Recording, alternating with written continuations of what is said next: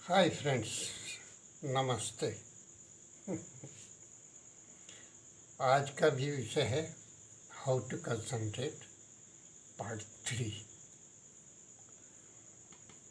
एक व्यक्ति जिसने अपने मस्तिष्क पर कंट्रोल कर लिया है वो अपनी मानसिक ऊर्जा को किसी भी डायरेक्शन में अपनी इच्छा अनुसार मोड़ सकता है। उसे फिर किसी सहारे की ज़रूरत नहीं पड़ती कि कोई ऐसा करे तो हम ऐसा कर लें, ऐसा कर लें। ऐसा कोई ज़रूरत नहीं है। एक व्यक्ति जो अभी इस कला को सीख रहा होता है, स्टार्टिंग करता है, उसे अपने को तैयार करना पड़ता है। समय भी लगता है, अनेक अनेक परेशानियां होती हैं। तो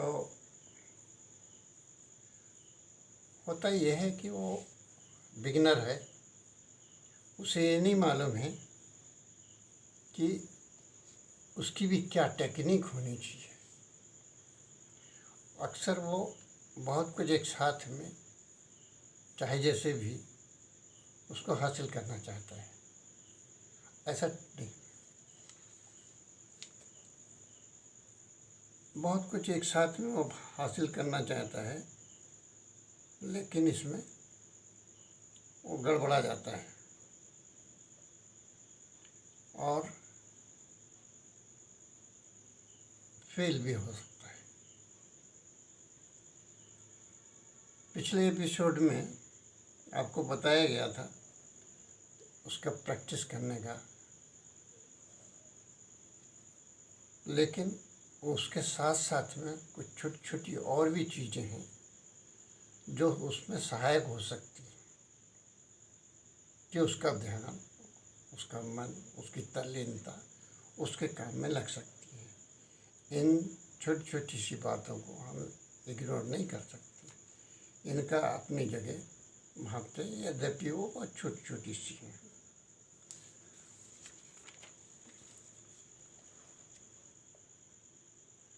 इसे याद रखिए कि हम एक आदत बनाने जा रहे हैं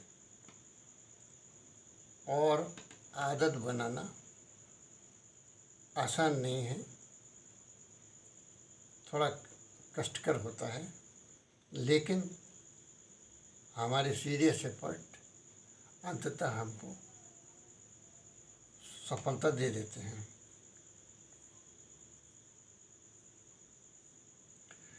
अतः देखें कि जब आप शुरू कर रहे हैं तो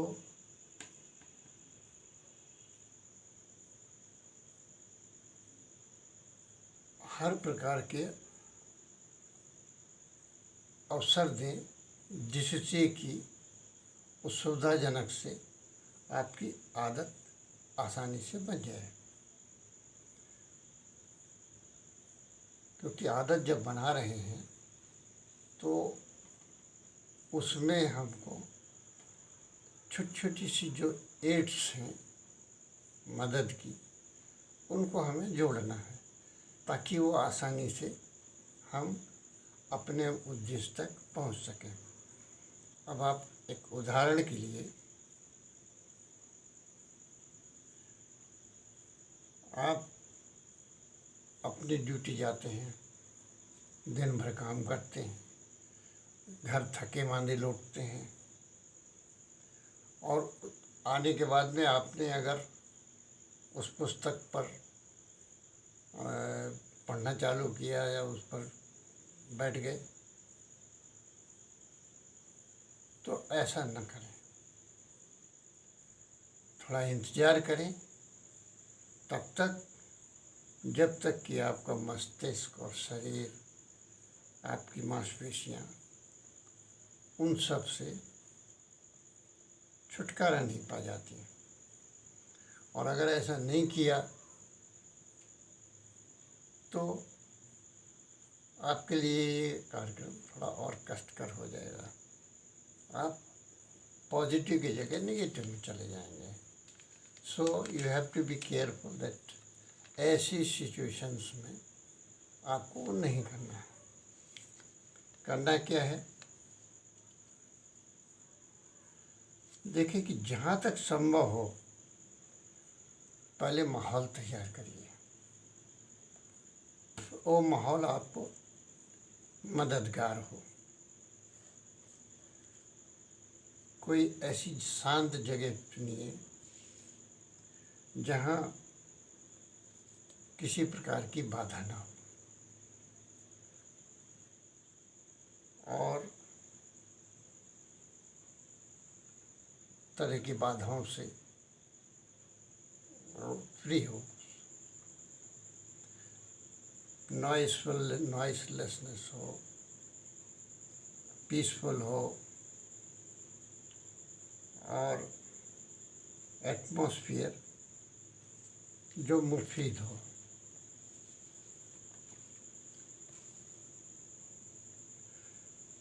एक्चुअली हमारा इसमें मुख्य उद्देश्य ये होना चाहिए कि जो हमारी बॉडी है, ह्यूमन मशीन, देह तंत्र, इसका नर्वस सिस्टम हमारे अनुकूल होना चाहिए। इसको हमें मित्र की तरह साथ लेना है।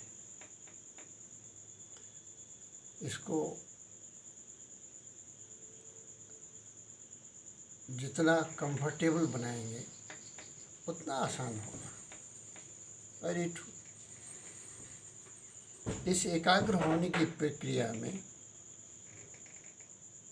जैसे जैसे थोड़ी थोड़ी अड़चनें होंगी, बाधाएं होंगी, उनको हम हटाते जाएंगे और हम उनकी परवाह नहीं करेंगे।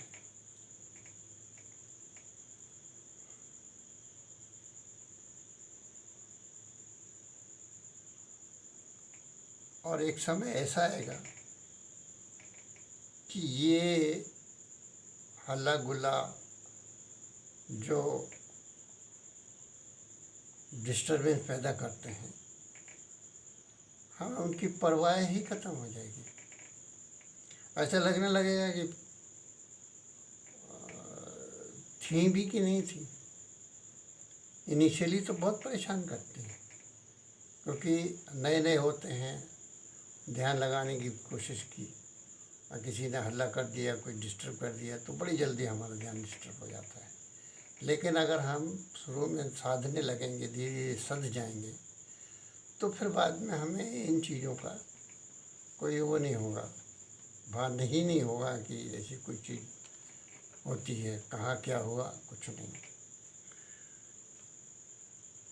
इसी को दूसरे शब्दों में एक अलग दृष्टिकोण से कहा जा सकता है कि एकाग्रचित्त होना एक कला है, एक एबिलिटी है, एक योग्यता है कि हम जिस कार्य को लें उस कार्य के अलावा बाकी सब चीज़ें से हमारा ध्यान हटा हुआ हो, बाकी चीज़ों को हम भूल जाएं, हमारा उनसे कोई संपर्क ना हो। जैसे महाभारत में आपने देखा अर्जुन की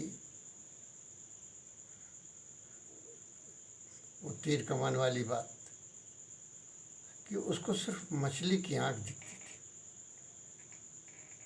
आँखें तो खुली थी, बहुत चीज़ें थी, लेकिन उसकी नज़र, उसका सारे कार्यक्रम, टोटल बॉडी एक्शन, हाथ भी कहाँ, नज़र भी कहाँ, आगे का हाथ किधर, पीछे का हाथ, तीर किधर, धनुष किधर, लेकिन मछली की आँख पर था। वो बाकी चीज़ें उसको कुछ दिखती ही नहीं थी, वो भूल गया था। तो हमारा अटेंशन जो है अपने काम में, अपने मकसद में इस तरह से होना चाहिए कि बाकी चीज़ों को हम भूल जाएं, जैसे वो है ही नहीं थी। नहीं, इस तरह से हमारा ध्यान एकाग्र होने लगेगा आज के लिए। नहीं, सी नेक्स्ट, कल भी इस कंसंट्रेशन के विषय में बताया जाएगा, जरूर सुने। Thank you, bye, good bye.